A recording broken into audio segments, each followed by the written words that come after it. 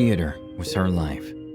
Since she was little, her parents had taken her to classes, and she never stopped getting on stage. And she didn't do it as an obligation. She really enjoyed doing it. Therefore, when she had to choose what to study, she didn't hesitate, and she enrolled in dramatic art. Her parents, despite the fact that they had instilled in her a love for the theater, preferred that she study something else. They wanted their daughter to have a good future, so they encouraged her to sign up for medicine or school teaching. But she was totally determined, and in the end they didn't forbid her. During the 3 years that the degree lasted, Maria made an effort to learn as much as possible. In addition, she participated in all the functions that she could. This is how she met different people from the acting world, and through them got her first job. It wasn't her life role, but having a job so early was an achievement for her. In the drama, she played the role of the protagonist's sister. She didn't have many phrases, but she did her best to ensure that these were interpreted in the best way. So, she was chaining different secondary roles, each time a little longer and in more well-known titles. He continued studying and preparing, and finally his big break came. A well-known director called her personally on a Thursday afternoon to ask her to be his protagonist. She was going to start with the casting of The Bride, a play about a wedding that ends in disgrace. It was the adaptation of a novel that had broken a multitude of sales records and was expected to be a blockbuster, so it was great news. She said she would go to the audition. She prepared her character and got the role. In the play, she played the role of a young peasant girl who falls in love with the son of her father's bosses. She, very discreet and shy, keeps her love a secret. But the young man is engaged to a beautiful upper-class lady. And just the day before the wedding, the humble peasant cannot bear it and ends up killing the other woman. Nobody finds out that it was her, and nobody suspects it due to her affable nature. The groom is devastated and eventually falls in love with the peasant, and they end up getting married. But the marriage soon fell into disgrace when at the birth of their first child, she and the little one died. History is a kind of moral that wants to convey to us that our actions always have consequences. Maria felt very comfortable playing the role of the peasant girl. She empathized with her even though she had never really been in love. She had always dedicated herself to her profession so much that she had no friends or boyfriend, but it didn't matter to her. She believed that the time to have a partner and start a family hadn't yet come for her. Like many other artists, she lived between trips and theaters, and there was no room for love. But what she didn't expect is that she was going to find it on tour. When they began to represent the bride throughout Spain, the cast and technicians became their family. They ate and dined together, spent long hours on roads throughout the country, talked about life, and that's how she fell in love with Juan, the director of the play. She knew that he was married and he had a young daughter. He was 13 years older, and she had never been attracted to him. However, those long conversations had awakened something in her, something she had never experienced. She admired him immensely, and she was beginning to love him. At first, she knew about their marriage, and she decided to keep her feelings a secret. But the days went by and everything became complicated. One night after the performance, she confessed to the director that she was in love. He, without saying anything else, kissed her. At that moment, she felt like the luckiest person in the world. Returned love was something she had never experienced, but it gave her a very satisfying feeling. She just wanted to shout from the rooftops that she was happy and that she wanted to spend her whole life next to her love. But she couldn't. She convinced herself that the situation was fleeting. She had to be discreet. And after time, he would end up leaving his wife. In the following days, they began to spend a lot of time together. At the end of the performance, they took a walk around the city where they performed, or even had dinner alone.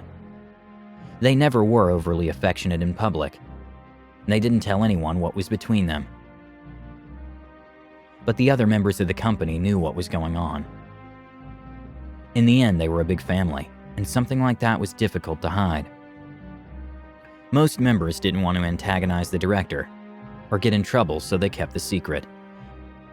But Celia, a girl who had competed for the lead role, was very envious of Maria. So she decided to write a letter to the director's wife telling her everything that was happening. Meanwhile, the director and Maria continued to enjoy their secret love, oblivious to what was about to happen. They continued to eat the typical delicacies of each community, taking secret walks or making deep confessions. A week after that letter was sent, the director's wife showed up at the performance. She did it just before the show started, and that disconcerted completely Maria. Her performance that night was a complete disaster. So that part of the audience booed her. She, who had always done an incredible job, was now seeing her career fall apart. And not only her career, but also her personal life. At the end of the performance, she saw the director and his wife go to a room to talk. The rest of the actors and actresses looked at her curiously, trying to contemplate her feelings. About 2 hours later, they left that room, and the director went directly to speak with Maria. In the middle of the corridor in front of all her colleagues, he told her that she was fired. Her performance had been disastrous, and the company couldn't afford something like that. He made no reference to their relationship or spoke of his feelings. That especially hurt her. Everyone there knew that she was a good professional, that the firing was purely personal, but she couldn't say anything else. That same night, she had to collect her things and take a train back home. In the play, she was replaced by Celia, who had gotten her revenge. The director's wife accompanied them on the rest of the tour, and the company continued to fill theaters. Maria didn't hear from the director again, who suddenly seemed to have forgotten all the things he had said to her in private. But her life did change. The newspapers had covered her acting disaster, and that was a real horror. Nobody wanted to have her anymore, because also everyone rumored that she had been in the middle of a love affair. Her day-to-day life became a real hell, with continuous professional rejections and zero motivation. In the end, she ended up shutting herself up at home, and she didn't want to talk to anyone. Her parents were very worried.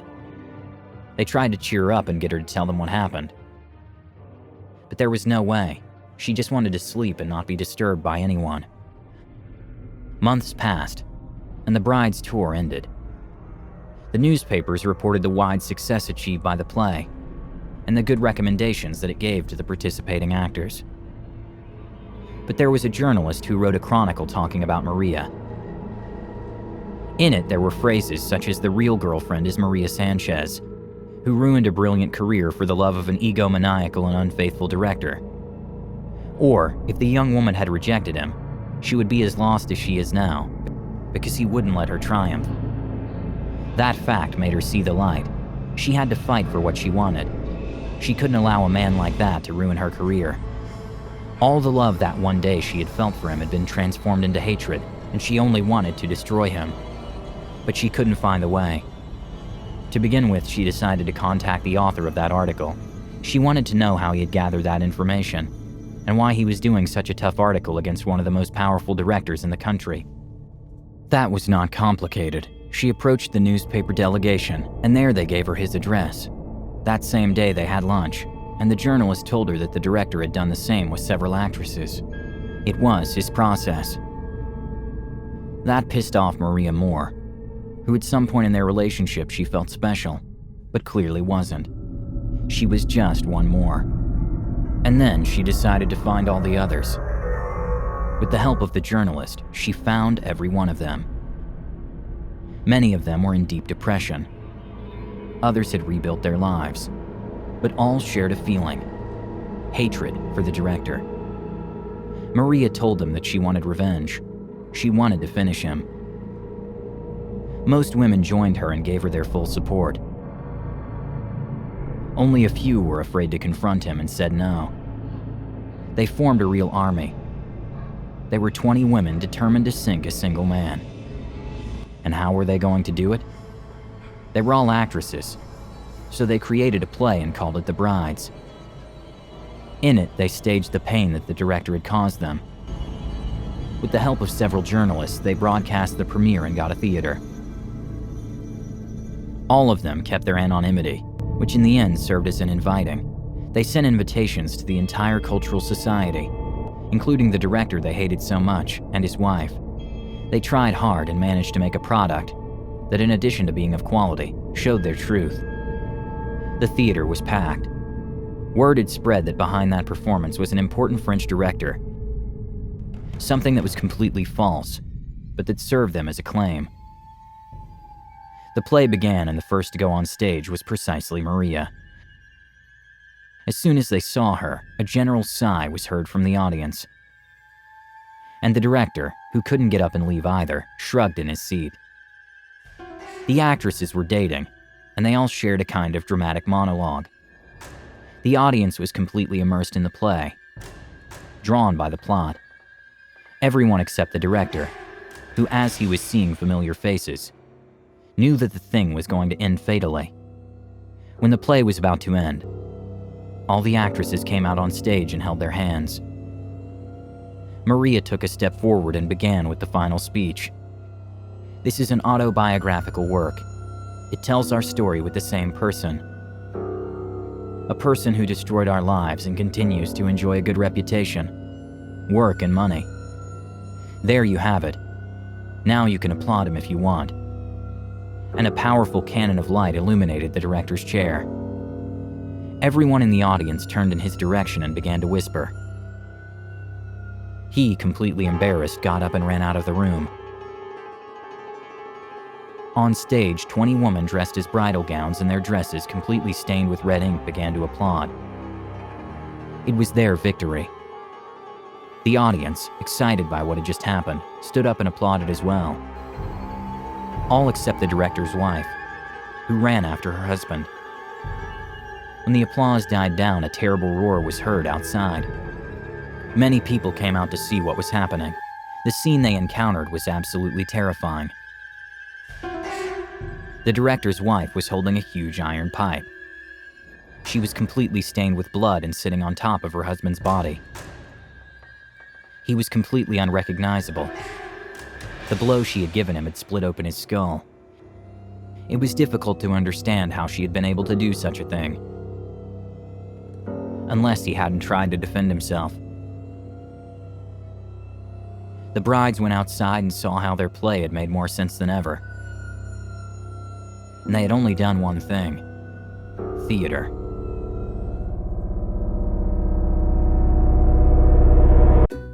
If you enjoyed this video, don't forget to like it. And if you want to see more Draw My Life videos, subscribe to our channel.